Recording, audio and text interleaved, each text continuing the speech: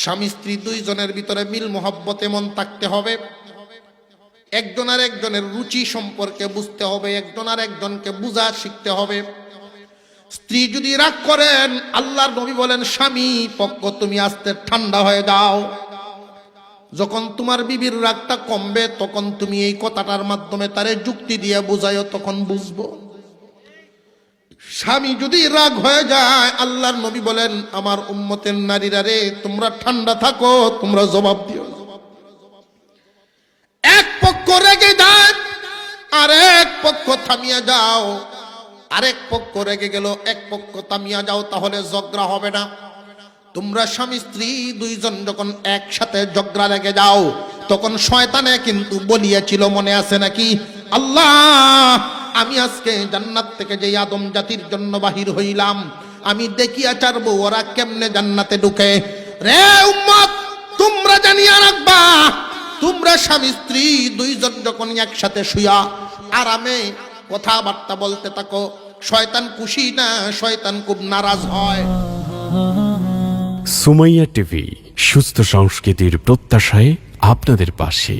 আদম সন্তানের মরণ হয়ে যাবে। আদম আলাইহিস সালাম এই পৃথিবীর জমিনে আসছেন, জান্নাতের ভিতরে বহুকাল থাকতেছেন। পৃথিবীর জমিনে আসার আগেই উনি জান্নাতের ভিতরে যখন ছিলেন, একা একা থাকেন, একা একা থাকেন, ভালো লাগে না, একা একা থাকেন, ভালো লাগে না। আল্লাহ পাক রব্বুল আলামিন বলেন, ও জিবরাইল, আমার পছন্দের সৃষ্টি আদম, আদমের তো একলা ভালো লাগে না, তার একজন জুরা দরকার, জুরা। হাওয়া আলাইহাস সালাম তখনও সৃষ্টি হন না। হাওয়ারে যে আল্লাহ বানাইবেন, জিবরাইল হুকুম দিলেন হাওয়া, আল্লাহ হাওয়াকে যে বানাইবো কেমনে বানাইবো? তখন কি হাওয়া বানানোর জন্য মাটির দরকার আছে না নাই? আর একটু জোরে কর। আল্লাহ বলেন মাটি দিয়া বানাইস না, হাড় দিয়া বানাও। আদমের একখান হাড় দিয়া বানাও। কেন? তখন কি মাটির অভাব পড়ে গেছিল নাকি?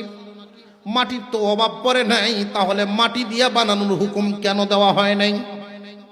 আল্লাহ পাক রব্বুল আলামিন বলেন আদমের একখান হাড় দিয়া হাওয়ারে বানাইয়া লও, মাটি দিয়া বানাইও না, তার বাম পাজরের হাড়। এই হাড়টা কোন জায়গা থেকে নেওয়া হবে? জিবরাইল আলাইহিস সালাম আল্লাহকে জিজ্ঞাসা করেন, আল্লাহ এই হাড়টা কোন জায়গা থেকে নিব? মাথার দিক থেকে নিব নাকি পায়ের দিক থেকে নিব নাকি মাঝখান থেকে নিব? আল্লাহ পাক রব্বুল আলামিন হুকুম দিয়েছিলেন বাম পাজরের উপরের দিক থেকে নাও, যেই হাড়টা একমাত্র হাড়ের কাছে, একবারে হাড়ের কাছে, কলিজার কাছে লাগানো। আদম আলাইহিস সালাম ঘুমায় রইলেন, এই হাড়টা খুলে ফেলা হলো। অনেকেই মনে করেন প্রত্যেক স্বামীর বাম পাজরের হাড় দিয়া, প্রত্যেক স্বামীর পাজরের হাড় দিয়া স্ত্রীকে বানানো হয়েছে। এই তত্ত্বটা ঠিক না। দেখেন, যদি বাম পাজরের হাড় দিয়া স্ত্রীকে বানানো হইতো, অনেক মানুষ এরকম আছেন 16-17টা বিয়াও করে। আসলে না, এরকম বেটারা লোক আছে না, ঘুরতেছে, যেই শহরে যায় এখানে, যেই শহরে যায় এখানে। প্রত্যেক বিবিকে যদি স্বামীর হাড় থেকেই বানানো হইতো, এই 16-17টা যিনি করছে হাড় তাকে কটা বাম সাইডে দেয়া, এত হার ওয়াইল তোটার একটাও তাহলে রইলে। মানব জাতির সর্বপ্রথম মানুষ, আমাদের মানব জাতির সর্বপ্রথম মানুষ আদম আলাইহিস সালামকে বানাইছেন আল্লাহ মাটি থেকে। আমাদেরকে কি মাটি থেকে বানাইছেন? হাওয়া আলাইহাস সালামকে আল্লাহ পাক বানাইছেন ওই সর্বপ্রথম নারী জাতির প্রথম নারী যিনি, উনাকে বানাইছিলেন সর্বপ্রথম পুরুষের বাম পাজরের হাড় থেকে। ওই হাড়টা আল্লাহ পাক হুকুম দেন নাই পায়ের হাড় নেওয়ার জন্য। কেন? পায়ের হাড় থেকে যদি ওই দিন নারীকে বানানো হতো, পুরুষ জাতি নারী জাতিকে পায়ের নিচে পিষে ফেলতো। আল্লাহ পাক এই হুকুমও দেন নাই যে এই হাড়টা পুরুষের ঘাড় বা মাথার দিক থেকে নিয়ে তাকে বানানো হোক।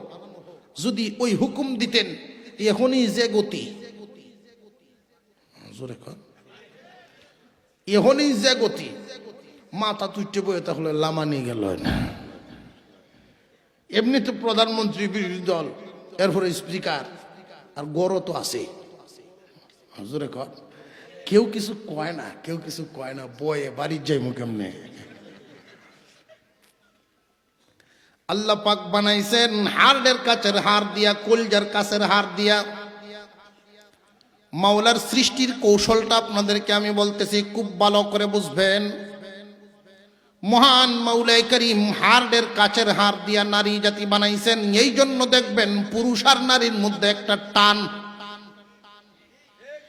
ভাই হিসাবে বোনের প্রতি যে একটা টান, মা হিসাবে ছেলের প্রতি একটা টান, বাবা হিসাবে মেয়ের প্রতি একটা টান, মেয়ে হিসাবে বাবার প্রতি একটা টান। আপনার ছেলে আপনাকে যেই পরিমাণ মহব্বত করবে, একটা মেয়ে এর চাইতে ডাবল মহব্বত করবে। আপনার মেয়েটা আপনি যখন বাহির থেকে আসবেন তখন আপনার চেহারার দিকে তাকাবে, বাবার চেহারাটা কেমন ওইটা আগে লক্ষ্য করবে। মেয়েরা তার বাবাকে যেই পরিমাণ আদর দিতে পারে, যত্ন দিতে পারে, সেবা দিতে পারে, লক্ষ্য নিতে পারে, ছেলেরা এই পরিমাণ পারে না। একজন বোন তার ভাইয়ের যতটুকু দায়িত্ব পালন করতে পারে, একজন ভাই তার এতটুকু দিতে পারে না। মা তার সন্তানের দায়িত্ব যতটুকু পালন করতে পারে, বাবাই কি এতটুকু পারবে নাকি? আরো জোরে কর। শিশু বাচ্চা যখন কান্নাকাটি করে, রাতের পর রাত মা না জাগিয়া, না ঘুমাইয়া, জাগিয়া জাগিয়া সময় খাটায়, বাবাই কেটে পারে? দেখবেন লক্ষ্য করে, সন্তান যদি কান্নাকাটি করে একবার দুইবার, তৃতীয়বারেই বাবার রাগ উঠে যায়, কয় ধমক শুরু করছে, এটা থামাইবে নাকি? বেটি তো চেষ্টা করতেছে, বুকের দুধ দিতেছে, কুলে নিয়ে একটু ঝাঁকি দিতেছে, কান্না থামে না, কি করব? তখন বিবিরই দেখবেন ধমক শুরু করে দিছে, থামায় না, আর নইলে উঠানে না বসায়। তো কিন্তু কোন মা কি কথা বলতে শুনছেন নাকি উঠানে নে বসায়? মার প্রতি সন্তানের টান, ভাইয়ের প্রতি বোনের টান সৃষ্টিগত টান। মহান মাওলাই করিম সৃষ্টিগতভাবে এইভাবে তৈরি করে রেখেছেন। জানিয়ে রাখবেন, একজন নারীকে যদি এই হাড়ের কাছে রাখেন, হাড়ের কাছে মাপকাঠি একটা আছে, আদরের একটা মাপকাঠি আছে। স্ত্রীকে কোন জায়গায় স্থান দিবেন? স্ত্রীর জায়গা স্বামীর বুকে, স্ত্রীর জায়গাটা হলো স্বামীর বুকে। যদি নিচে নামায় নেন তবু এদের প্রতি অবহেলা করা হয়, শান্তি থাকবে না। যদি উপরে উঠান, স্ত্রী যদি মনে করে যে না আমি এইখানে থাকবো না, কান্দে উঠমু। স্ত্রী যদি মনে করে না স্বামীর কান্দে উঠমু, তাহলেও সংসারে অশান্তি হবে। আর স্বামী যদি মনে করে স্ত্রীকে একদম পিছিয়ে রাখবো, কোনো কিছুতে শেয়ার করবো না, তবু সংসারে অশান্তি নেমে আসবে। আপনার অসুবিধা হইতেছে? আপনার অসুবিধা হইলে আমার ডাবল সুবিধা, 8 ঘন্টা সময় লাগবে যাইতে। আর কিছুক্ষণ চলুক নাকি 11টা পর্যন্ত? আপনারা তাল খুব একটা আজকে ভালো বুঝতেছি না। একখান হাদিস আপনাদের সামনে পড়ছি, এটা কিন্তু শেষের ওয়াজ, লাস্টেই ফিনিশিং দিব। আল্লাহর রাসূল বলছেন, দৈনিক 5000 গুনাহ যদি কেউ করে, ও সাহাবীরা এমন কি কেউ আছো দৈনিক 5000 গুনাহ করো? সাহাবীরা বলেন হুজুর গুনাহ তো করি, এত গুনাহ তো করি না, 5000 গুনাহ। রাসূল বলেন এমন এক আমল শিখায় দিব, দৈনিক 5000 গুনাহ মাফ হবে, 5000 নেকি হবে। একটা আমল, যদি একটু কষ্ট হয় আমলটা করতে পারবো না ইনশাল্লাহ? কারা কারা পারবো? হাত তুলে নারায়ে তাকবীর। এখন কইতাম না, এখন কইলে তো যাবেন গেল, এখন কইতাম না। কটা পর্যন্ত চলতো? 11টা। আর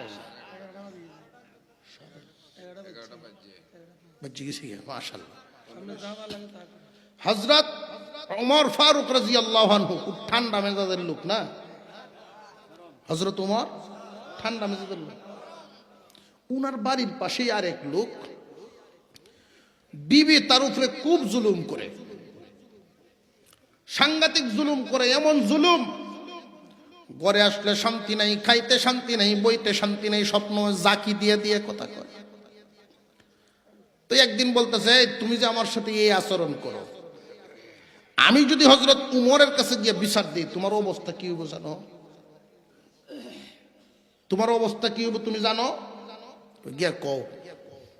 হযরত উমর রাদিয়াল্লাহু আনহুর ঘরের সামনে বিচার লইয়া গেছে। যেই মাত্র উনার বাড়ির সামনের গেট পর্যন্ত গেছে বিচার দিবে, আওয়াজ শোনা যায় তারার ঘরের গতি খুব একটা ভালো না। কথা বুঝেন নাই? কিরে, গর্দি গরম মনে হইতেছে, সাংঘাতিক গরম। এক পীর সাহেবের কথা কইছিলাম, মনে আছে? মুরিদ গেছে পীর সাহেবের বাড়ি, সালাম দিছে, আসসালামু আলাইকুম পীর সাহেব হুজুর বাড়িত। পীর সাহেবের বিবি সাহেব আওয়াজ দিছে, বাড়িত নাই। আওয়াজটা শুনলেই বুঝতে পারছে বিবি কি জিনিস। আওয়াজ শোনার মধ্যে বোঝা যায় না লোকটা গরম না নরম। উনি জিগাইতেছেন, আম্মা জান, পীর সাহেব হুজুর কোন দিকে গেছেন? ও গিয়া দেখ তোরা কোন দিকে গেছেন, কোন সময় আইব। ও কি জানি সকালে যে বাইরে হয়ে গেছি, এখনো আমার নামে খবর নাই। আসো কাজগো, আমিও জারু লইয়া বইছি। মুড়ি দেখো ডাকাত, সর্বনাশ, এইরকম লইয়া এই হুজুর সংসার করতেছে, আমরা ভালো আছি। আমি তো হুজুরের কাছে অভিযোগ লইয়া ইসলাম রে বাবা, কার কাছে কি দুঃখ কইতাম। কিছুক্ষণ যাওয়ার পরেই গিয়ে পীরের পাইলেছে। পীর সাহেব হুজুর আসতেছেন একটা লাকড়ির বোঝা নিয়া। লাকড়ির বোঝাটা বাঘের পিঠের উপরে। কিসের উপরে? আপনার আশ্চর্য হতে পারে যে হুজুর বাঘের পিঠের উপরে লাকড়ির বোঝা, এটা হইতে পারে না। মুশাহিদ আহমদ বায়ামপুরি রহমতুল্লাহি আলাইহি সিলেটের স্বনামধন্য আলেম ছিলেন, আল্লাহ পাকের ওলি ছিলেন। উনি পাহাড়ি এলাকায় গম বাইন করছেন, গম সরকারের কাছ থেকে জায়গা লিজ দিয়ে গম বাইন করছেন। মাদ্রাসা বিল্ডিং করবেন, মাদ্রাসা করবেন, এইখান থেকে গম হবে, গম বিক্রি করে মাদ্রাসা করবেন। এলাকার মানুষ না করছে যে হুজুর এটা কইরেন না, পাহাড়ি গরু আসে, পাহাড়ি প্রাণীরা আইসা সব গম খাই দেব। উনি গম বাইন করে আল্লাহর কাছে দোয়া করে গেছে। আল্লাহ পাক প্রত্যেক দিন সকালে এক বাঘ ফাটায়। এই বাঘে আইসা একটা চক্কর দেয়, গরু আইব না। বাঘ দেখলে গরু আইব না, কি করেন? যে চেয়ারম্যানের যে বক্তব্য দিয়ে গেছে, সুর থাকবো এই ইউনিয়নও।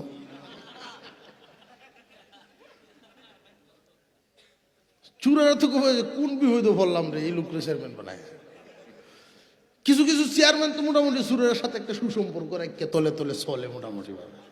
ডাক চেয়ারম্যান খবর আছে, সুরেরা মনে করো আমরা তো সুর, চেয়ারম্যান তো ডাকায়, মারি লাগবো বেরিয়া আড্ডি গুটি। আপনারা খুশি না বেজার? আমি খুব খুশি হয়েছি ওনার প্রতি। উনি যে কথাগুলি বলছেন, তেল তেলা কথা নাই, আছে না তেল তেলা, তেল তেলা না, ডাইরেক্ট অ্যাকশন।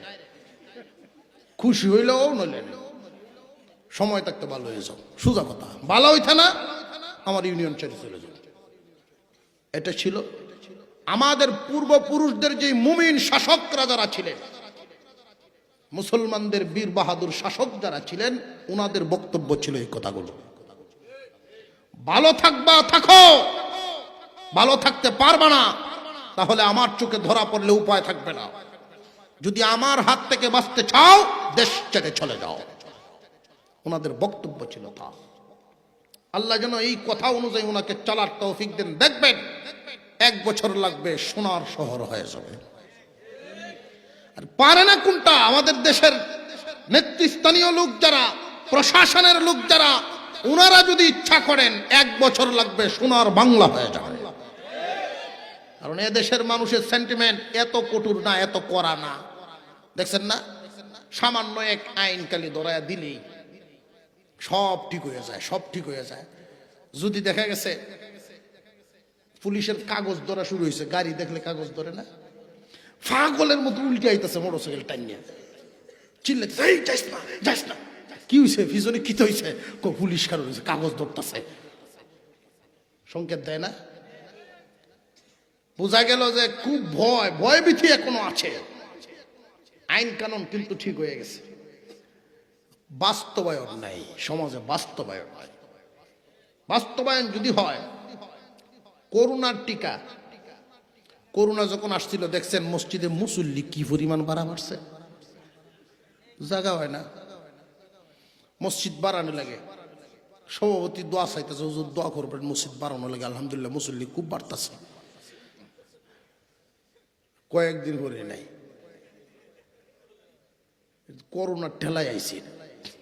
অনেক সুদকুর সুদ ছেড়ে দিছে, অনেক ঘুষকুর ঘুষ ছেড়ে দিছে, অনেক মিসকুর মিশা ছেড়ে দিছে, অন্যায় করা ছেড়ে দিছে।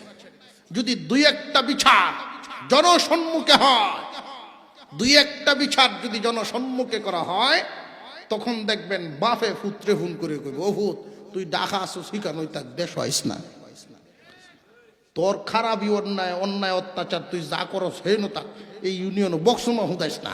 এই চেয়ারম্যান যতদিন আছে এই এলাকাত কিন্তু সিগারেটও কিছুদিন করে চলতো না, খবর আছে। আর একটু জোরে কর, এমন লোক দরকার আছে না নাই? মন থেকে দোয়া করবেন তার জন্য। খুব ভালো লাগছে তার কথা, মন থেকে কইছেন, স্পিরিট নিয়ে কইছেন কথা, দরকার।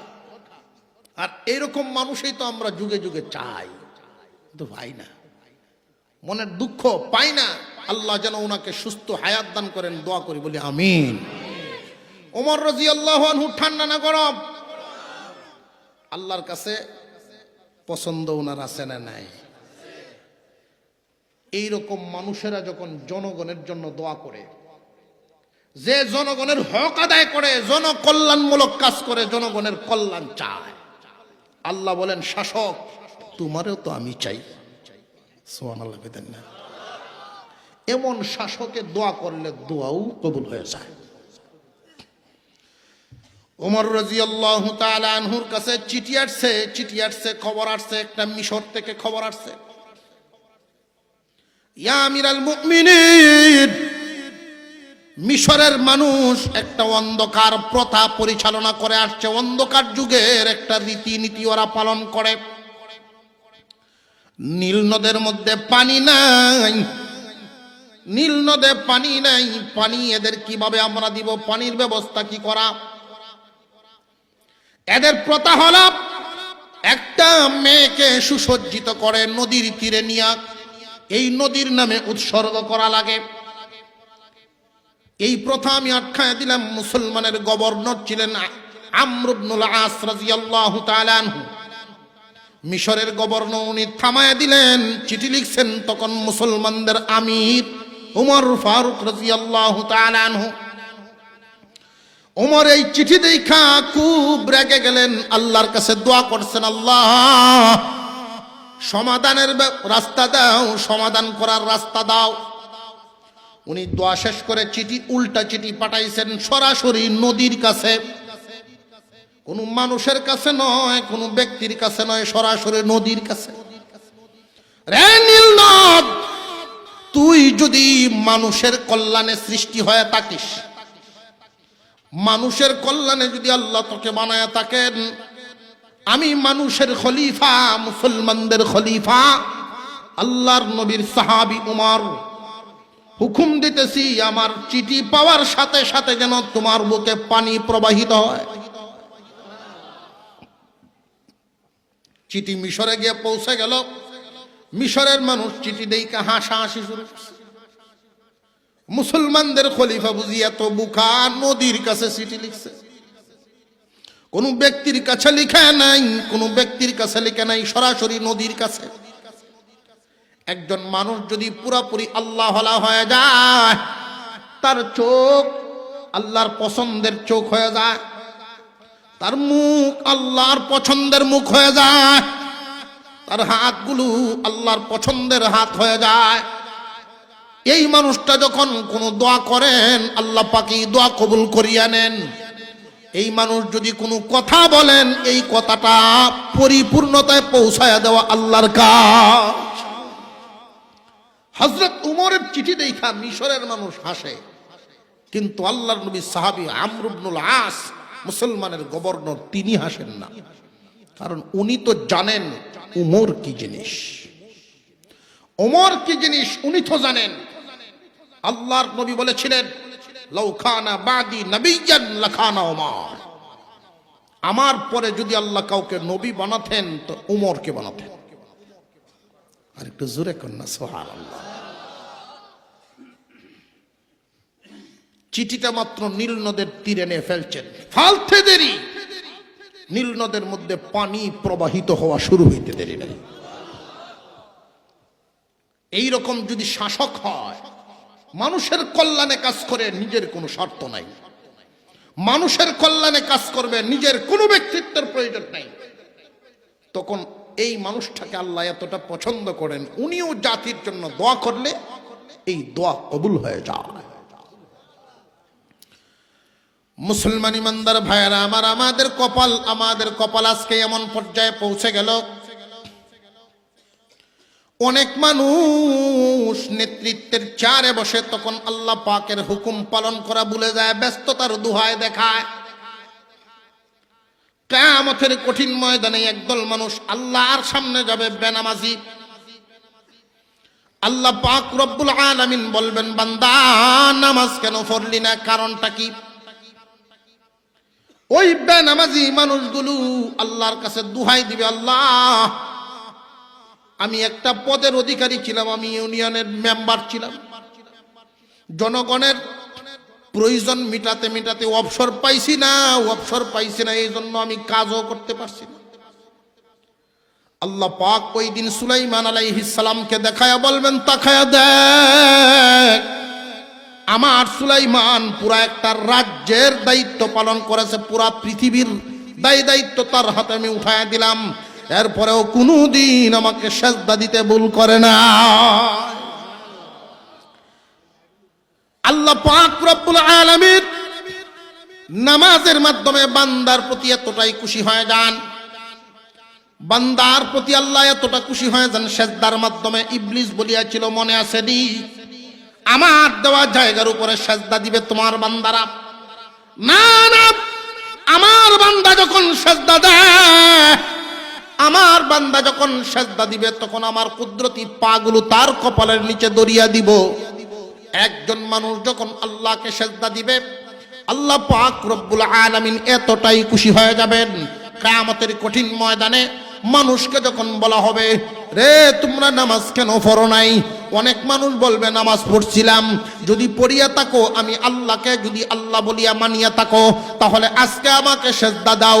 যারা দুনিয়াতে সেজদা দিয়েছিল, হাসরের মাঠে তারাই সেজদা দিতে পারবে। যারা দুনিয়াতে সেজদা দেয় নাই, তাদের কোমর বাঁকা হইবে না। কিয়ামতের কঠিন ময়দানে মানুষ বিপদে পড়ে যাবে, বেনামাজি যারা। জানিয়ে রাখবেন আল্লাহ পাক রব্বুল আলামিন আমাদেরকে খলিফা বানায় পাঠাইছেন, মালিক বানায় পাঠান নাই। এই জান এবং মাল আপনি উপার্জন করবেন, আল্লাহর সন্তুষ্টি মতে করবেন, মাল আপনি ব্যয় করবেন, আল্লাহর সন্তুষ্টি মতো ব্যয় করবেন। এই মাহফিলের মধ্যে আজকে কয়েকজন যুবক এমন আছেন, মাল তো বিভিন্ন জায়গায় মানুষ ব্যয় করে, কিন্তু এই জায়গার মধ্যে কয়েকজন যুবক এমন আছেন আল্লাহর রাস্তায় ব্যয় করে। কিয়ামতের কঠিন ময়দানে ওরা জবাব দিতে পারবে, আল্লাহ তোমাকে খুশি করার জন্য ব্যয় করছিলাম। আজকের মাহফিলে প্রত্যেক জায়গায় যুব সমাজের উদ্যোগে মাহফিল হয়, সমস্ত যুবকরা কিন্তু সমান ভূমিকা নিতে পারে না। শুকরিয়া, বর্তমান জামানায় যুব সমাজের উদ্যোগে বেশিরভাগ মাহফিল হওয়া শুরু হয়ে গেছে। বেশিরভাগ মাহফিল যুব সমাজের উদ্যোগে, এতে আমরা খুশি না বেজার? কয়েকজন যুবক, যেমন রাসেলের সাথে আব্দুল কাইয়ুম, কামরুল ইসলাম, আল্লাহ তাআলা তাদেরকে, এরপরে মাহফিলের সভাপতি, যুব সমাজের যে সভাপতি সাহেব যথেষ্ট সহযোগিতা করে, আরো বেশ কয়েকজন ওনাদের সাথে আছেন। আল্লাহ তাআলা তাদের মালে বরকত দিকে আমরা বলি আমিন। এদের ভূমিকা, এদের পরিশ্রম, যে পুরা এলাকাবাসীকে কোরআনের দু চারটা কথাবার্তা শোনাই, এর একটা আসর কিন্তু আছে, এর একটা আসর, অনেক সুন্দর আসর। এই কোরআনের কথাগুলো এখান থেকে শুনে গেলে, একজন মহিলাকে আল্লাহ তাআলা সৃষ্টি করছেন কোন জায়গা থেকে মনে আছে তো আপনাদের?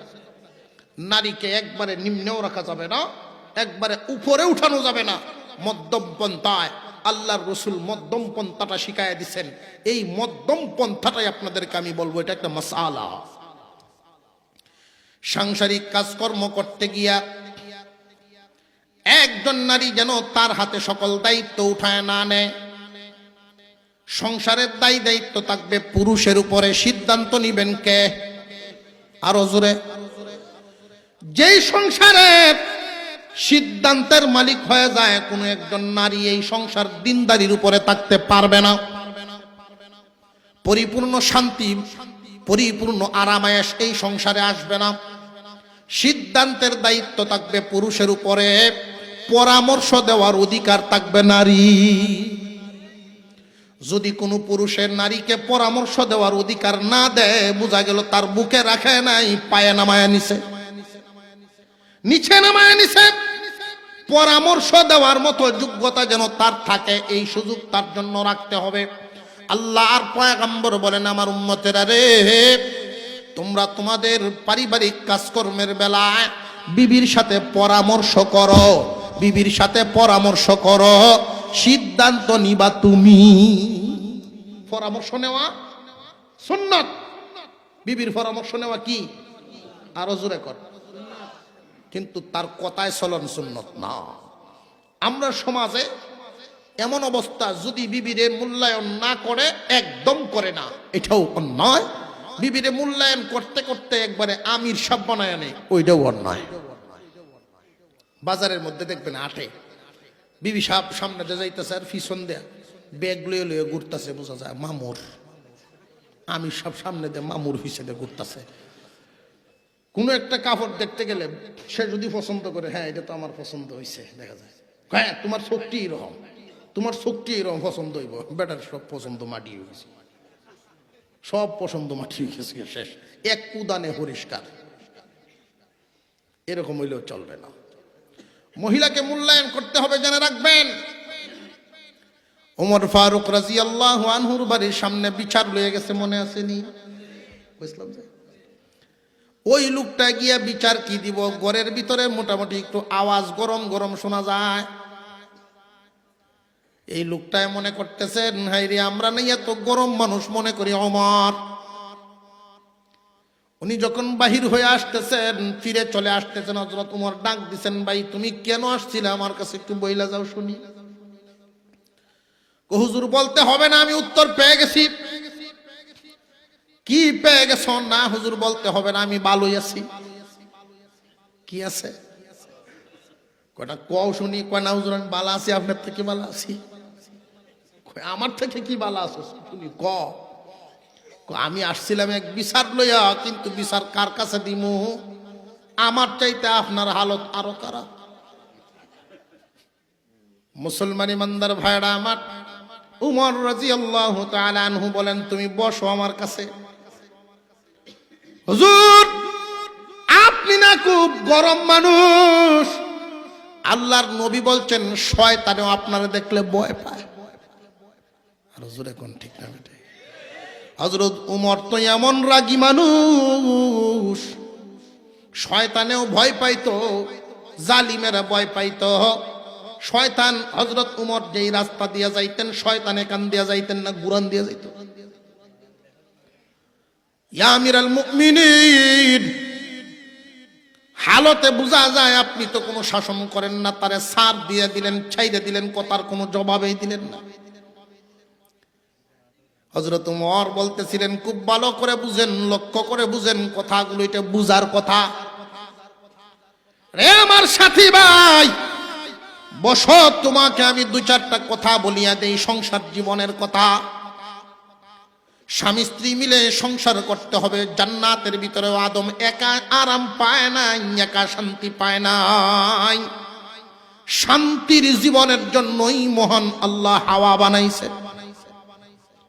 এই জমিনের মধ্যেও স্বামী স্ত্রীর যদি সংসারটা সুখের হয়, তাহলে এই সংসারে শান্তি আরাম আছে।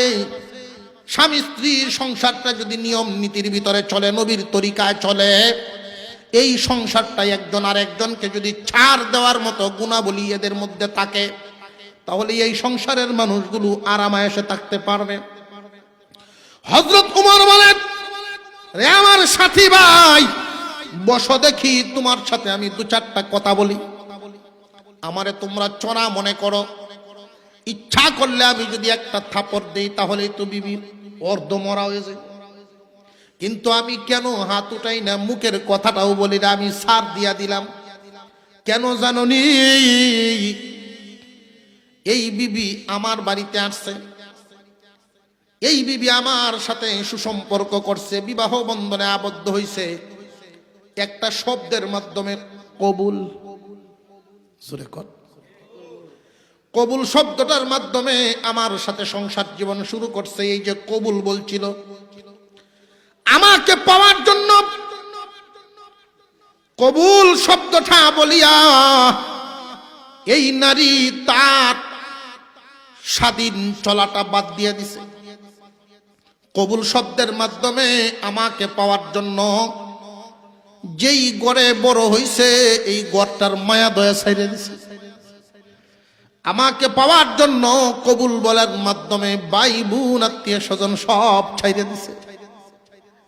আমাকে পাওয়ার জন্য কবুল শব্দটা বলার কারণে যেই সাথী সঙ্গী, খেলার সাথীদেরকে নিয়ে সহপাঠী যে সমস্ত মেয়েদের সাথে খেলাধুলা করত, বান্ধবীদের সাথে একসাথে কত আনন্দ করত, আমার এই বিবিটা একটা মহিলা কবুল শব্দটা বলার কারণে প্রাণীর সাথী সঙ্গীদেরকে সব বাদ দিয়ে আমার বাড়িতে চলে গেছে। একটা কবুল শব্দ বলার কারণে যেই উঠানটার মধ্যে বড় হয়েছে, খেলাধুলা করতো, এই উঠানের মায়া ছেড়ে দিছে, বাড়িটার মায়া ছেড়ে দিছে, রাস্তাঘাটের মায়া দয়া ছেড়ে দিছে, আত্মীয় স্বজনের মায়া দয়া ছাড়িয়া ও জানা, ও অচেনা, ও পরিচিত একটা বাড়ির বউ হইছে। অপরিচিত একটা মানুষের সাথে সম্পর্ক হয়, তার সাথে জীবন গড়া শুরু হয়ে যায়, তার সন্তানাদি গর্ভে ধারণ করে, এই সন্তানদেরকে জন্ম দেয়, কত কষ্ট করে জিহ্বাটা বাহির হয়ে যায়। এই সন্তানটাকে 2 থেকে 2.5 বছর পর্যন্ত দুধ পান করায়, কুলে পিঠে করে পেশাব পায়খানা কত পরিষ্কার করে বাচ্চাটারে মানুষ করে।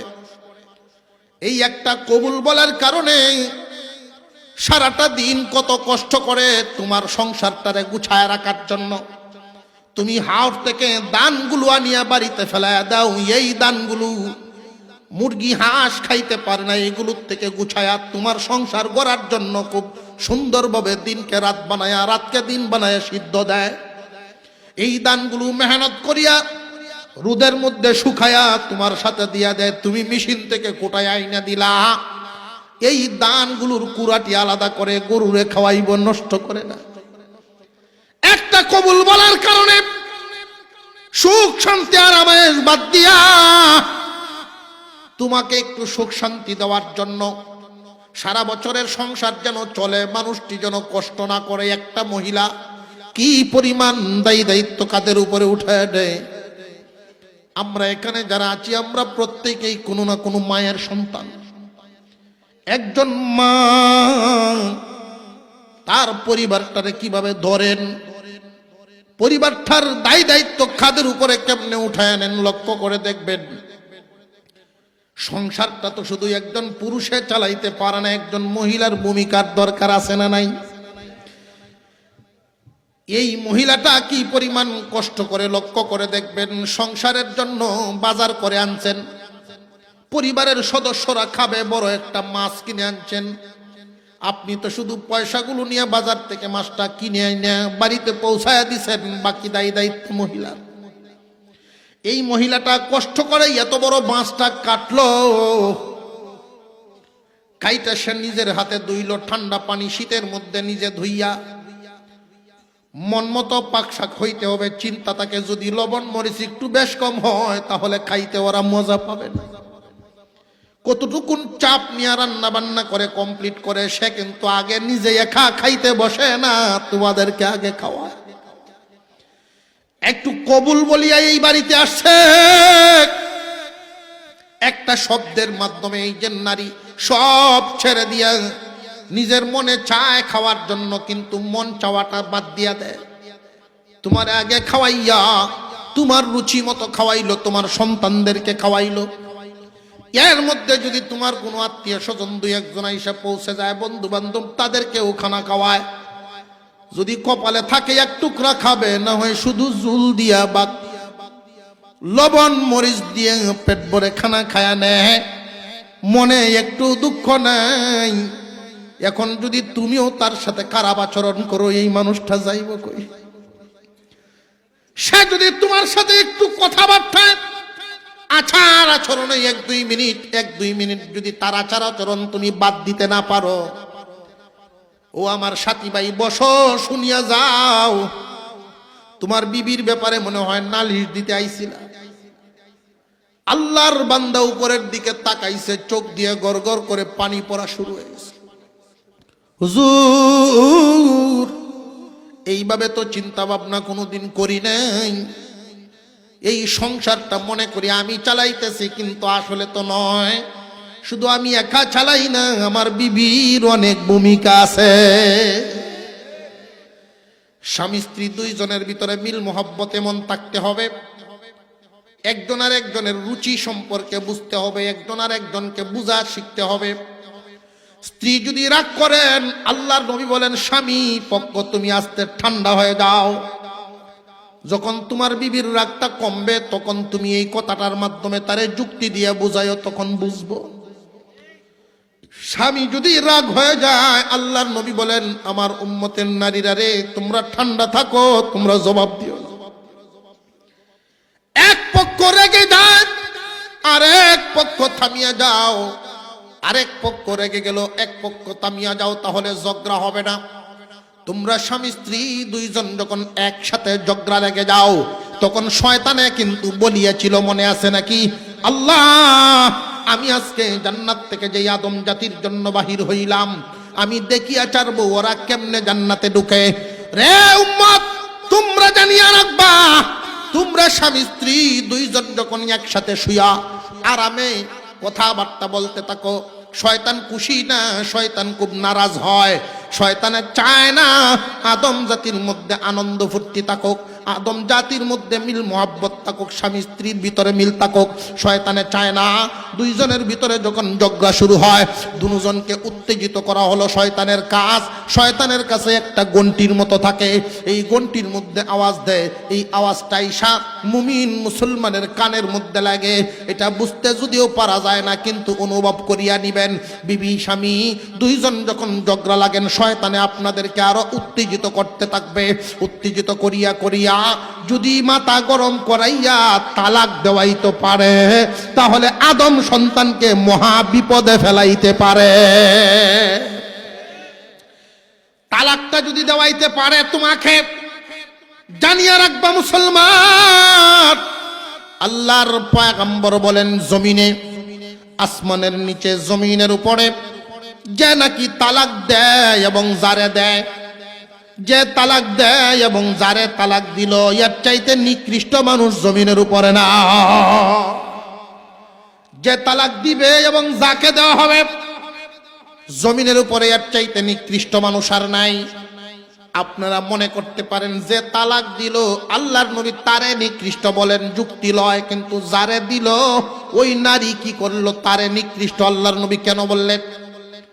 রে মুসলমান ইমানদার ভাইরা আমার, আমি আগেই বলছি, একজন রেগে গেল আর একজন যেন থামিয়া থাকে। দুজন যদি সমানভাবে ভূমিকা রাখে, তখনই কিন্তু তালাকের পরিস্থিতিতে পৌঁছে।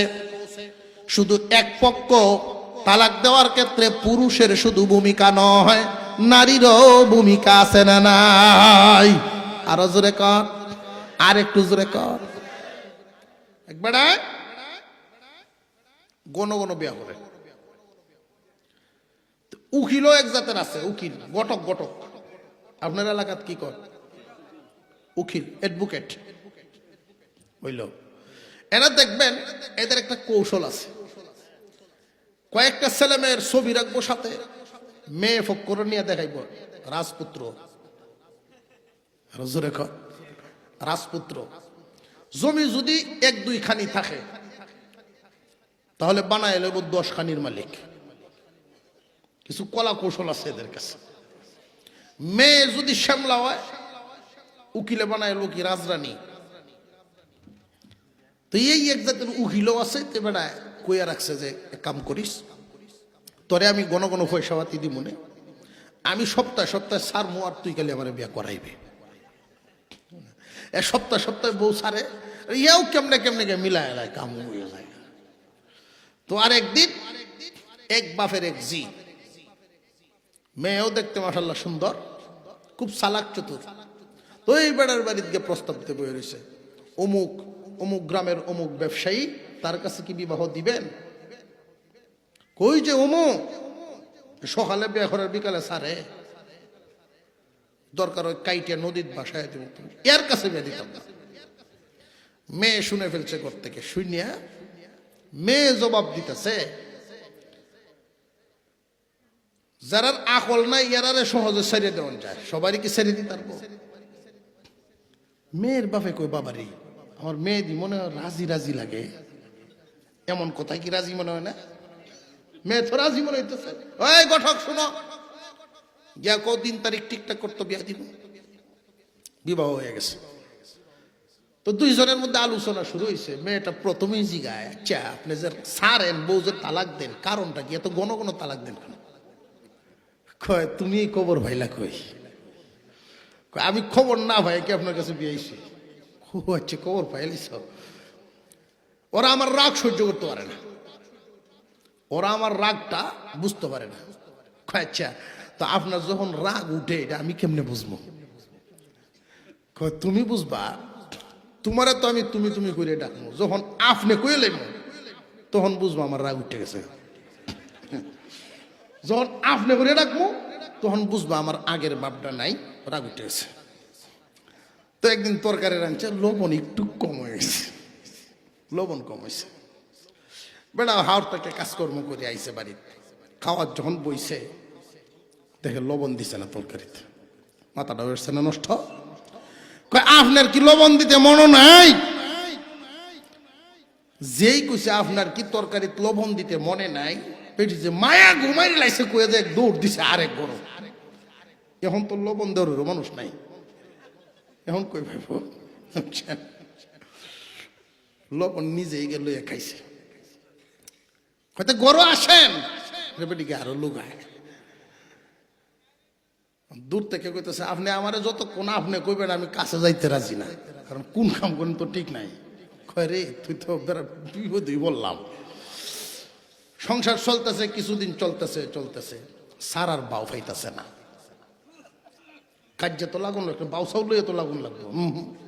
বেটা যতই কুসা হয় বেটি রাগ করে না, তো তালাক দেওয়া বা হয় না। ওখন কি করতো, বেটির মনে মনে ওরে আমি একটু সাইজ করে সারবো, তালাক দেওয়াটা যেন বন্ধ হয়, এটা আমি একটু দেখতাম।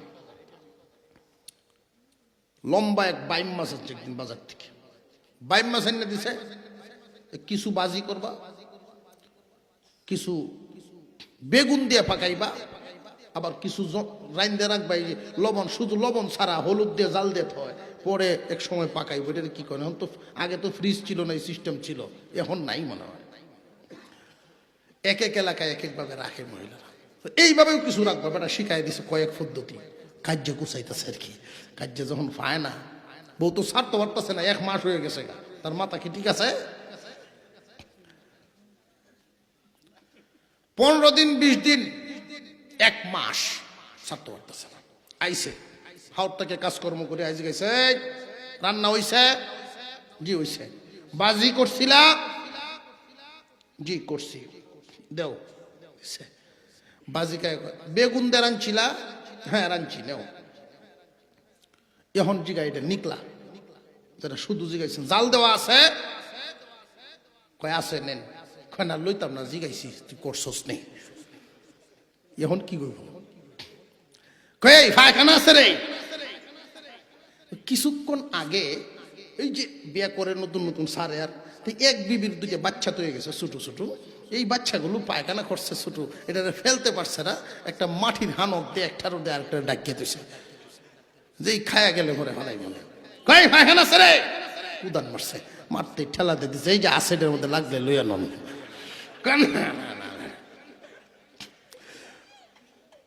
তুই টিকছস, তোরে আর সারণ গেছে না, বুঝে লাইছি তুই আমার এসাইজ করছস।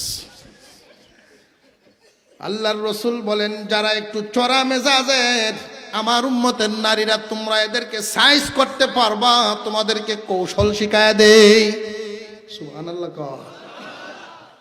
নবীজি কি তালাক দেওয়া পছন্দ করেন না সংসার গড়া পছন্দ করেন?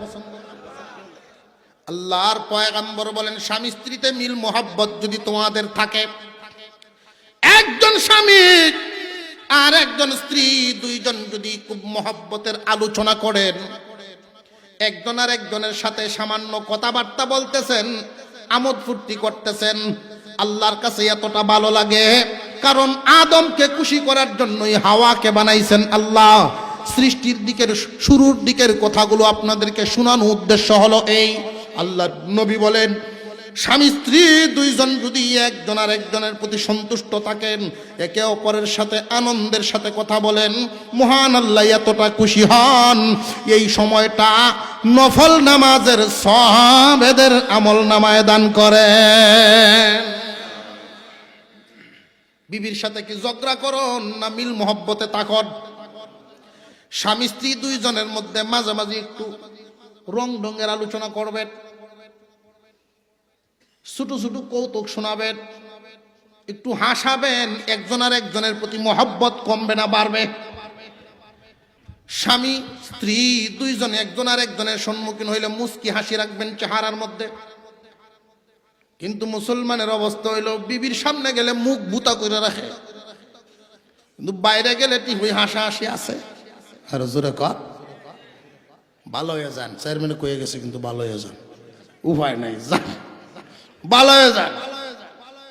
বিবির কাছে গিয়া সুন্দরভাবে মুস্কি হাসি দিবেন। বিবি যদি মেজাজ খারাপ হয় তারে সালাম দিবেন, সালাম দিবেন কানে, কন্ট্রোল হবে মুখে। নবীর দেওয়া কৌশল। বিবি গো, তুমি শিখায় দাও সমস্ত নারীদেরকে। আল্লাহর নবী আম্মাজান আয়েশাকে বলেন, আম্মাজান আয়েশাকে আল্লাহর নবী বলেন, ও বিবি, আমার উম্মতের নারীদেরকে শিখায় দাও, স্বামী যদি একটু বদমেজাজি হয়, জবান বালানা জবান পাতলা, ঘন ঘন সালাম দেও, জবান বাড়ি হয়ে যাবে। অনেক মহিলা মা বোনরা, অনেক মহিলা মা বোনরা এই কথাগুলো শুনতেছেন। এই কথাগুলোর উপরে যদি আমল হয়, সংসার সুখের হয়ে যাবে ইনশাআল্লাহ। চিন্তা করেন, একজন নারী আপনার সংসারটাকে সুখী করার জন্য কি পরিমাণ ভূমিকা রাখে। আর একজন নারীও যেন চিন্তা ভাবনা করেন, আমার সংসারটার সমস্ত রুজি রোজগার মিলানোর জন্য আমার স্বামী কি পরিমাণ মেহনত করে। একে অপরের প্রতি মহব্বত যেন আল্লাহ পাক বাড়িয়ে দেন, আমরা বলি আমিন। আরো জোরে বলেন আমিন। আমরা তাহিয়াতুর সূরাতে বসি, আস্তাগফিরুল্লাহ দুরূদ শরীফ পড়ি।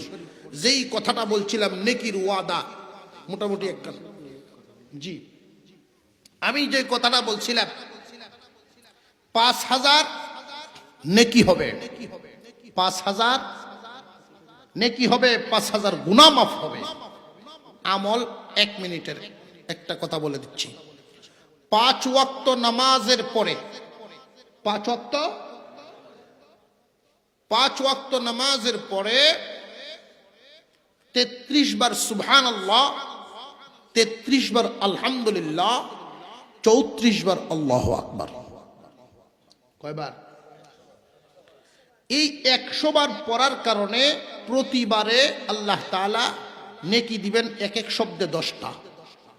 তাহলে ১০০ বার পড়লে ১,০০০ নেকি, ১,০০০ গুনাহ মাফ, ১,০০০ নেকি।